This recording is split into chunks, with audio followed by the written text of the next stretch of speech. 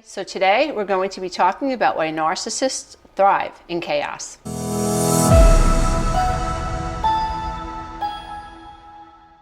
If you love this content, please don't forget to click the subscribe button and the notification bell. This way, every time I upload a new video, you will be the first to know. So I've been wanting to do a video about narcissism and chaos for a long time. And I think it's important that we see that people who generally bring chaos or drama to life, to the office, to relationships, to shopping, right? Have you ever been in a department store or at a store like Target and you see someone who is just absolutely giving the checkout person a hard time, and it's over something very simple, very mundane, but there's a lot of drama, there's a lot of chaos, and the person causing the drama has a wife and some kids, or a husband and some kids, and they're just mortified. And we can see that when we get kicked out of narcissistic relationships, and if we get further enough from this tornado, one of the things that we'll notice is pretty characteristic of a narcissistic relationship is this theme of chaos. There's always some crisis happening, and you end up being someone who feels like you have to walk around on eggshells. You end up feeling like you have to leave yourself, you have to detach from yourself in order to manage the moods of this other person. You will feel exhausted. You will feel exasperated by the person that you've been in a relationship with.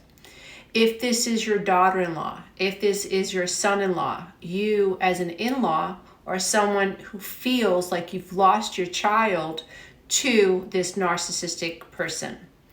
If your child is under the spell or in a trauma bonded situation and doesn't recognize what they're dealing with, you will feel lost. You will hear your child complain about the drama that their spouse is creating in their life, and you will feel helpless. There will be issues with the children where the person with high narcissism is threatening to keep the children away from you or even away from the spouse. So there is the threat of parental alienation. And what does this do? This creates a lot of drama in the life of the person who is not only narcissistic, but the person who loves the narcissist, or the family members of someone who has pathological narcissism. And this is really destabilizing. I say this all the time to my husband when we talk about these topics, that it absolutely blows my mind that you could have an extended family of 50 to 100 people even, and have one highly narcissistic person in the group who then infects the entire family system. You have one person who, no matter what is going on in their life, chaos just occurs. And what is really maddening is the person creating the chaos refuses to accept that they are bringing the chaos into their life. So there's a lot of blaming other people, a lot of odd rationalization. I mean, when you're dealing with someone who is pathologically narcissistic, you are completely exasperated, exhausted, scratching your head most of the time. You can't sleep, you can't eat, you can't think, because you're trying to make sense out of their cognitive distortions. They just don't make sense. They're nonsensical. But in the mind of the person who is highly narcissistic, they do make sense. And they appear very confident. And this can be rather mind-bending for someone who thinks they might be dealing with a narcissist, because the person that you're dealing with is so assured and seems so confident in what they're saying. You might be able to recognize this as projection when you have a lover who is accusing you of dolling yourself up because you want attention from someone at work. And that is not your intention. You just like to feel good about yourself. It has nothing to do with anyone else. but you may recognize that maybe this is your partner's thing. Maybe this is why your partner dresses well. Maybe this is why your partner does what he does or does what she does.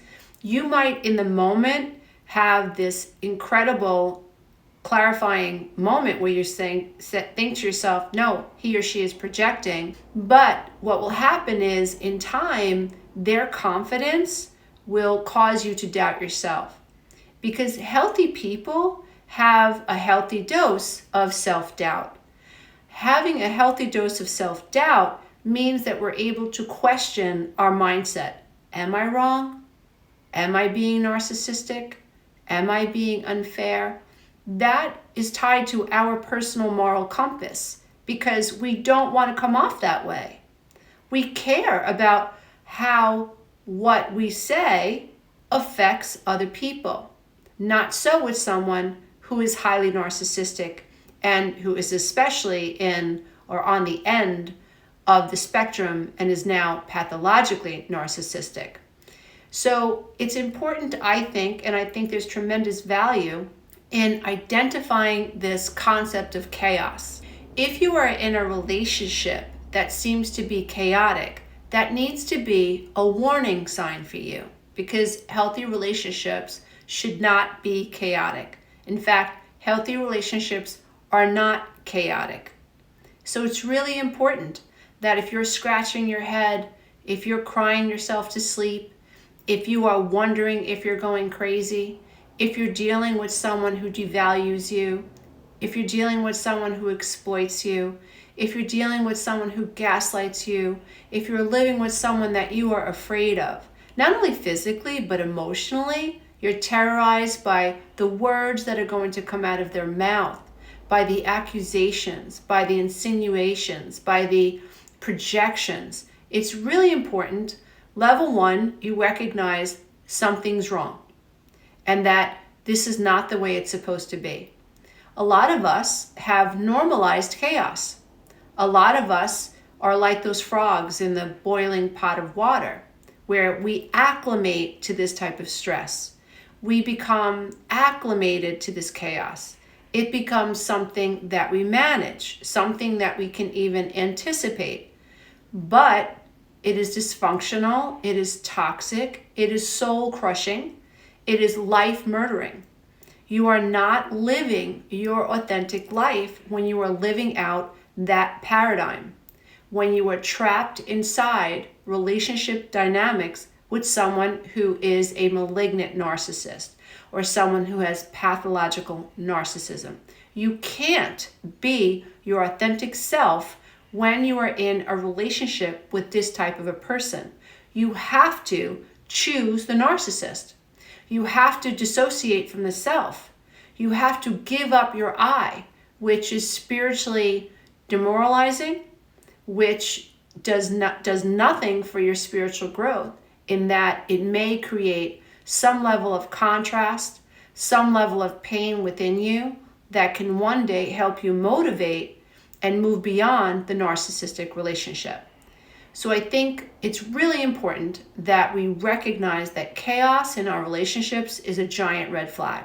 And from there, we gain knowledge, we gain tools, we gain understanding, and even labels to help us better understand what we're dealing with. And that's one of the reasons I like to create these sessions, is because I think most of us don't have the language and the understanding of what's happening inside these toxic relationships. And learning about particular concepts, breaking it down, better understanding what's going on is extremely empowering. And so I wanted to break down 5 ways narcissists create chaos in your life and help you better understand what's really going on. I don't know about you, but the more I understood the why, the more I felt in control of my life because things began to make sense. It was no longer a needle in the haystack. It was like, okay, this is what's going on. This is classic passive-aggressive behavior. This is stonewalling. This is gaslighting. This is devaluing. This is creating chaos in my life. And now I know why I feel so out of control. because I'm dealing with someone who is wired to not hear me. I'm dealing with someone who is wired to maintain power and control in the relationship. Therefore, I am dealing with someone who is incapable of meeting me halfway. And I am operating under the premise of wanting to meet this person halfway. So I am frustrated, which leads to a state of constriction, which is all about lack. And so no wonder I feel so stuck. No wonder I'm growing more and more depressed and despondent, because I cannot move my energy or my life from point A to point B. So I hope you have your notebooks out first of all, because we're going to be running through 5 ways that narcissists create chaos in your life. And I really hope that it hits home with you, and I really hope that it makes sense to you, and I really hope that it empowers you moving forward. So creating chaos in your life makes someone who has high levels of narcissism, feel important. Keeping you hanging on, for instance, through passive-aggressive behavior, keeps the narcissist in control. If you've ever had to deal with a passive-aggressive person, what you've noticed over time is that when you've wanted to discuss a marital issue, or maybe at work, you needed this person to contribute to the project, to give you a definitive answer. It is not uncommon for a narcissist to pretend that they don't have time for you. It's not uncommon for a narcissist to pretend that what you think is silly, it's frivolous, and it's beneath them. They're just not going to talk about it. This creates chaos in your life. So a narcissist who is coming at you with passive-aggressive behavior is going to create chaos in your life because you cannot get from point A to point B. You don't realize, unless you recognize this person, oh, this is a narcissistic trait. You don't realize that the narcissist is maintaining a sense of dominance and control over you by keeping you hanging on to their every word. I remember feeling so stuck in my life, in my relationship with my ex, because we could not move from point A to point B. It could have been something as important as sealing up a hole in the ceiling after a tub leaked and waiting a year for him to finally make a decision with me on when we were going to fix the ceiling. And I didn't know at the time that I was dealing with a particular level of narcissism. It's not for me to diagnose, and I'm not diagnosing him. But after going through what I've been through and learning so much about codependency and the narcissistic dance, I recognize now that that was a way to exert dominance and control. That was the way he said, I'm in control of this house. I'm even in control of your level of satisfaction because I know you want me to seal up that ceiling. So keeping you hanging on is a way that I have control over you. Narcissists will prevent you from being happy. If there's something that you want, a narcissist will go out of their way to not give it to you. Again, this is a way that they maintain dominance and control.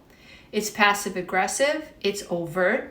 It's not like the showboating narcissist who embarrasses you in front of your family and friends, but it's sort of like the closet narcissist who finds various ways to exercise dominance and control over you. So this theme of keeping you hanging on, making you feel like they are the one that has the final word in whatever decisions you have to make in the home, they have the final decision at work. You want to finish a project, you need your team member to give you certain analytics in order for you to be able to hand it into the manager, and the narcissist keeps you hanging on. This is them exercising dominance and control over you. And this helps to booster their sense of importance. Even though it's frustrating you and even though it's creating chaos in your life, it is serving their need to feel more important and more substantial than you.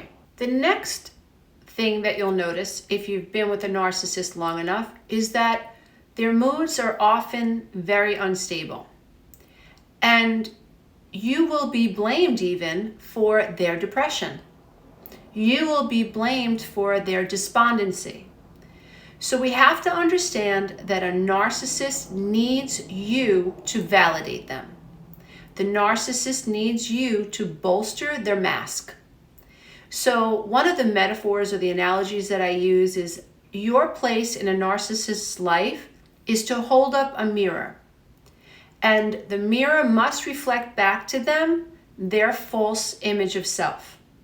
So in a narcissist's mind is an illusion of superiority, an illusion of grandiosity.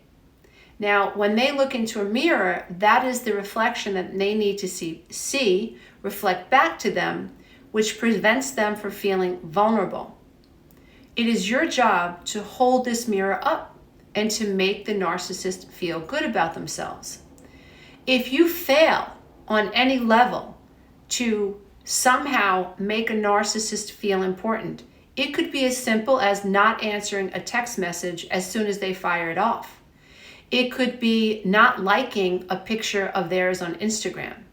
It could be not noticing that they got 1/4 inch of their hair cut that week. It could be as simple as not acknowledging that they did something for you on Instagram, because a narcissist needs to be praised. A narcissist relies on the praise of other people to make them feel important.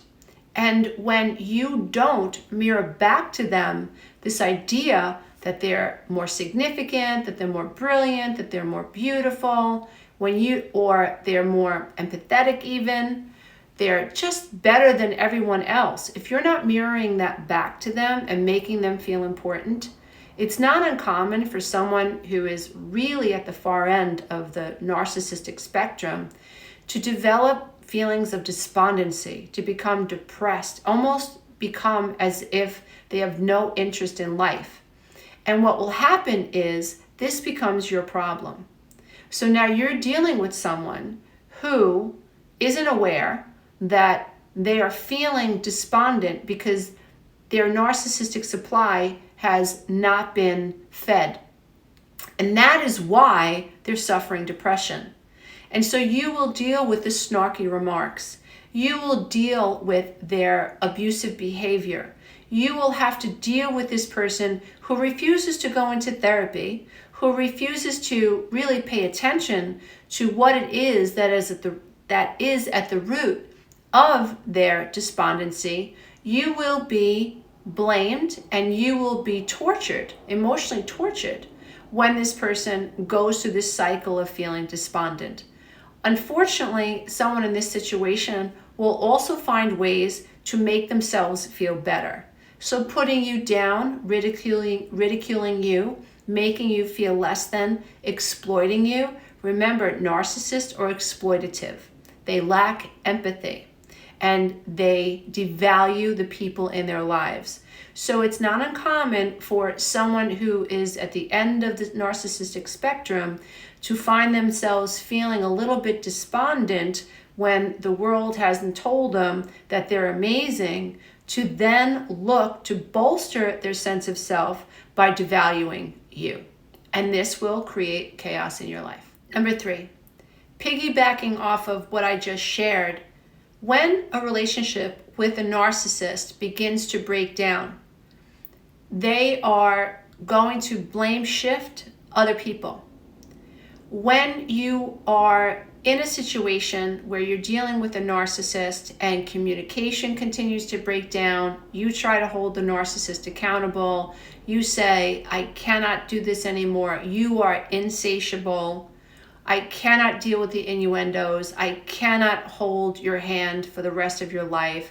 I cannot jump every time you say jump. It's not fair. I don't feel seen. I do not feel valued. I feel like you lack empathy. And woe to you if you dare to tell someone who has high narcissistic traits that they lack empathy, because they will turn it around on you and accuse you of not having empathy for them. It is a complete rabbit hole. That's why I always suggest to my personal clients, to my friends and my family, and I live by the golden rule. I don't argue with someone who I think has high narcissistic traits, and who does not possess the ability to hear other's opinion, and who is such a narcissist that the idea that they are imperfect and have the ability to hurt other people is so debilitating to them and so offensive to them that they will lash out in revenge. I just don't waste my breath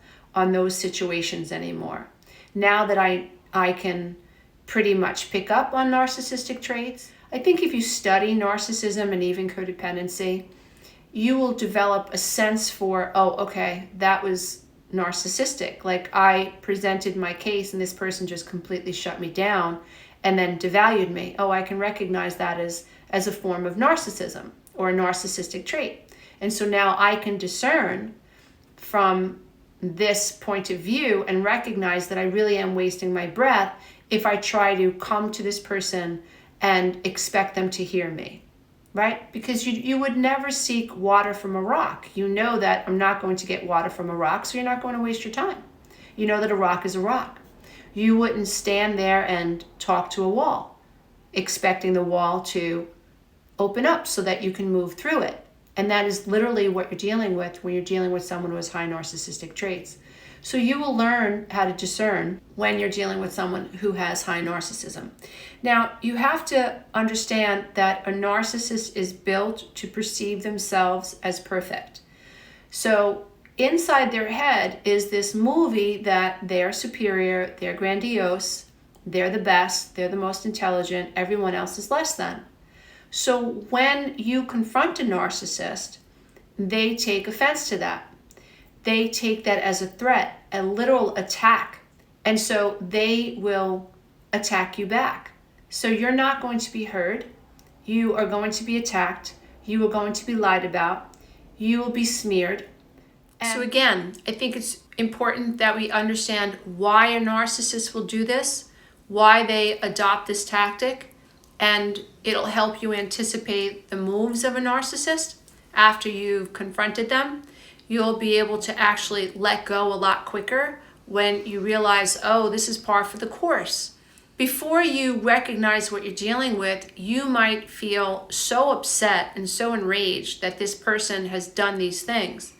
Oftentimes, I get messages on Facebook, on Instagram, and YouTube. How do I let go of this situation and feeling like this person is winning?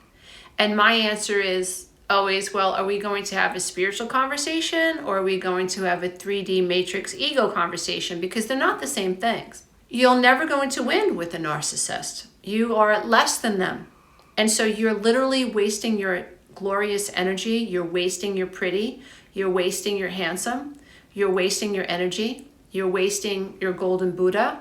You're wasting your spirituality. You're wasting everything that is beautiful and joyous about you that you could be spending in a relationship that has the potential to be more nurturing, more respectful, more fair, and more harmonious. And so I think that when we realize we only have a certain amount of time on planet Earth, we never know when tomorrow will not be here. We never know when our day is going to be up. And so when you face your own mortality and you recognize, like, wow, I have a choice here to make. I am talking to a wall and I am wasting my breath. Like, how soon can I detach from this situation so that I am free to manifest a healthier relationship? Or at least I can detach and move away from this relationship and be healthier and happier and more harmonious in my own skin without having to deal with this chaotic, problematic personality in my life. So when you confront a narcissist, when you try to hold them accountable, be prepared for an attack. Be prepared for a smear campaign.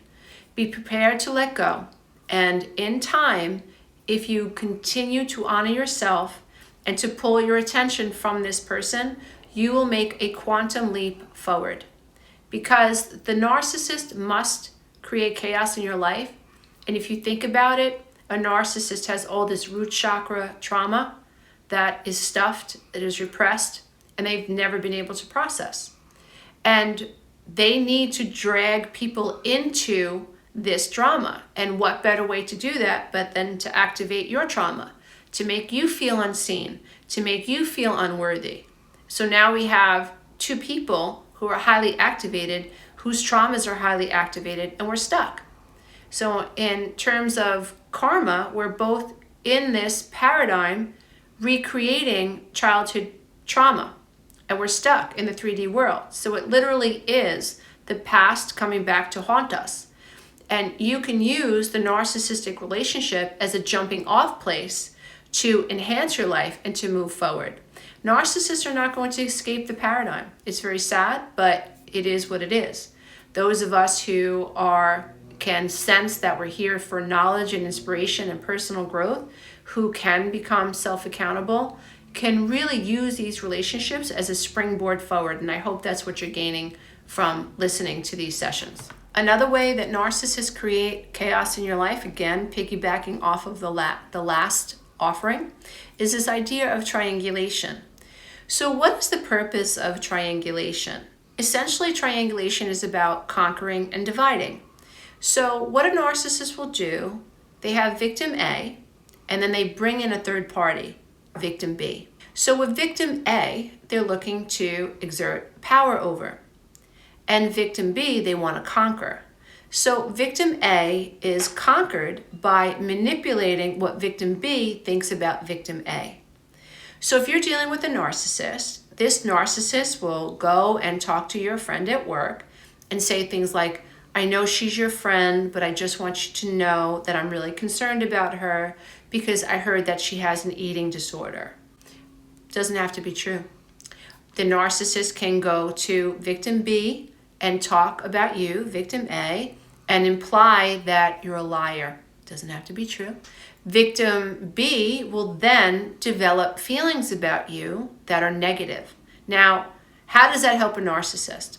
Well, if the relationship between victim A and the narcissist fall apart, then the narcissist has already secured a form of narcissistic supply from victim B. So creating flying monkeys around you is a way that a narcissist creates trauma and chaos in your life. Narcissists use triangulation as a form of insurance. So imagine that you are married to a narcissist who is an alcoholic, who is in denial of his disease, and who is also squandering the family's money, gambling, and may even be cheating on you. I mean, that's a triple whammy. Narcissist, alcoholic, and is unfaithful. And a gambler. So wow, actually there's a lot going on there in that relationship. But this is the stuff that happens in life when we're dealing with someone who is narcissistic. Because narcissism often comes along with depression and addiction as well, rage, and sometimes even physical violence. So we need to be aware that these dynamics exist. We need to become very logical, very, very logical about what we're dealing with so that we can make decisions with the prefrontal lobe, which is the executive branch of our brain system that allows us to make decisions that are in our best interest. If we remain highly activated emotionally, then the limbic system is making our decisions for us, and we will stay in states of survival. We may acquiesce to a narcissist. We may never move forward. We may never find a support group. We may never seek out therapy. We may never file a police report. We may never file for divorce. We may never tell people what we're really dealing with. And so I think it's important that we recognize that thinking about what we're dealing with logically and using reason is very beneficial. So becoming less emotional and more logic and reasonable, balanced and harmonious, and accepting of what we're dealing with, meaning that in order for me to move forward, I have to accept that it's really this bad. A lot of us don't want to accept it. We're embarrassed, we're ashamed, we think it's our fault. The narcissist has convinced us we're crazy.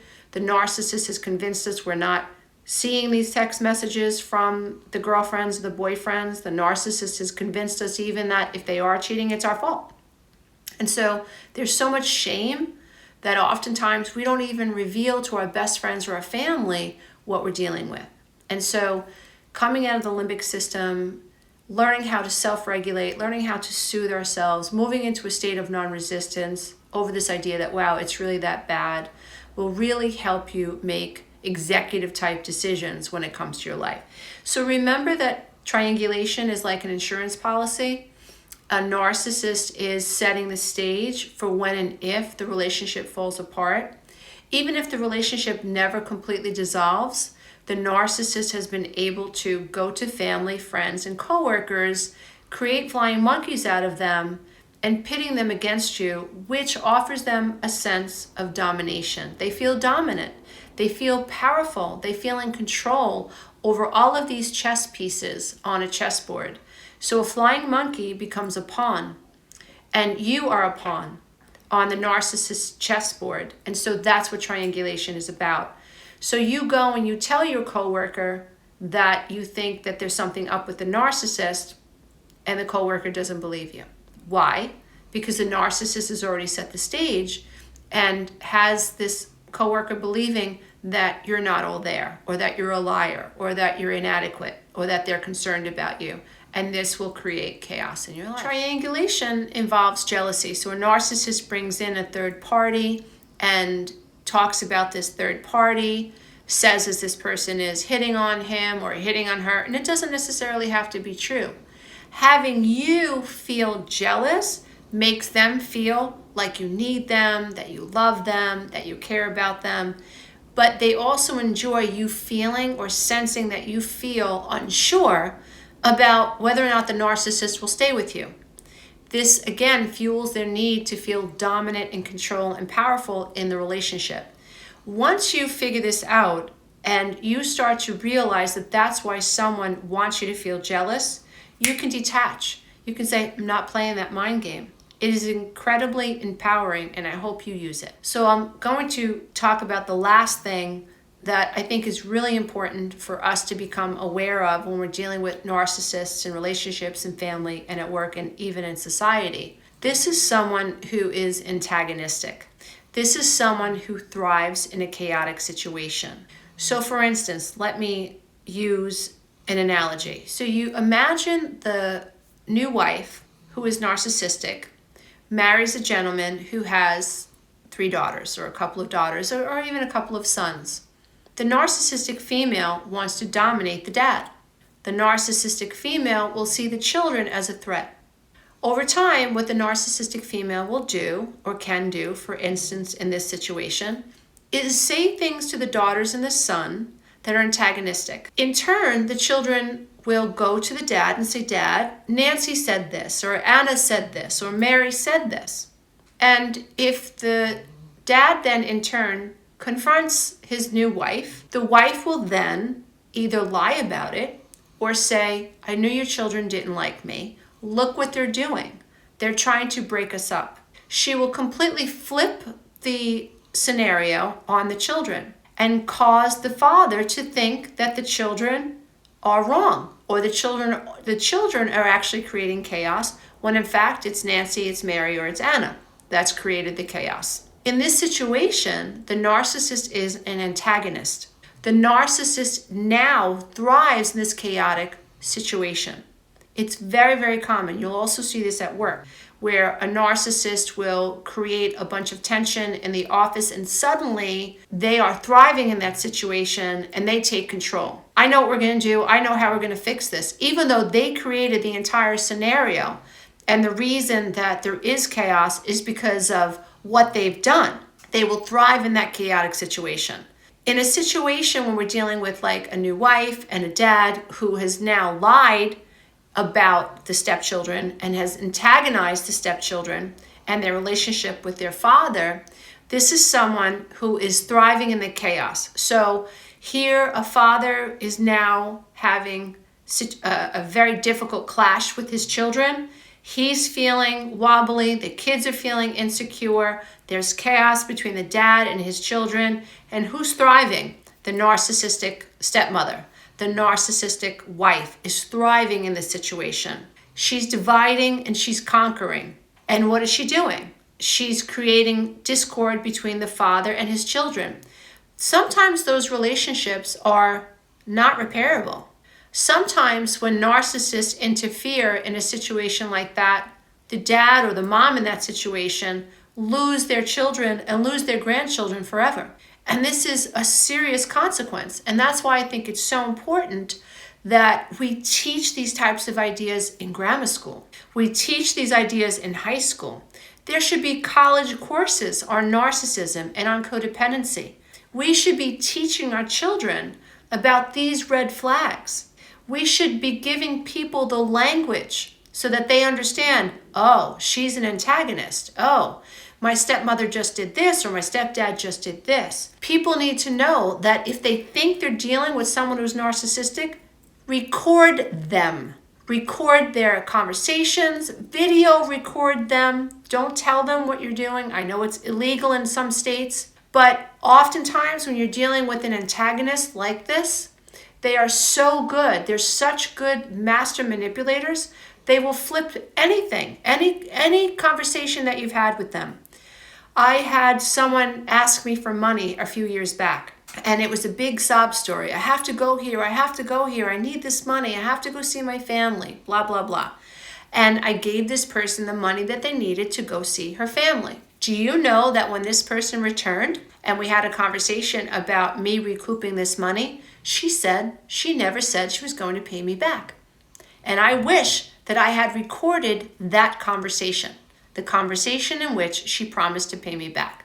This person swore up and down I never said that, and created discord with another family member, threw me under the bus, and made out like she was a victim. Then in addition said, on top of it said, well, if she loved me, she would have given me that money anyway.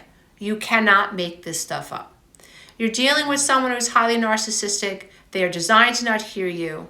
They are all out for themselves. They take anything that they want. They leave tragedy and chaos in their wake, and they don't look back. And so I think it's important that those of us who come here to try to understand what's really going on is that we really dive in deep as to why someone who is a pathological narcissist or who has high levels of narcissism, why do they do this? Because the more you understand the why, the less wrapped up you are in trying to change them. The less wrapped up you are in trying to convince yourself that you're wrong. You will realize that this is a personality issue, that this is a mindset issue. This is a character flaw. These are that manifest as many different character flaws. There is no healthy moral compass when you're dealing with someone who has high narcissism. And the quicker you figure that out, the better you will be. Namaste, everybody. I hope this has been helpful. Until next time, be safe out there. And when you're out and about, don't forget to think. And as always, I bow to the love and light that is absolutely in you. Hey, if you love this content, don't forget to check out the next video, and you can go to my website and take the codependency quiz.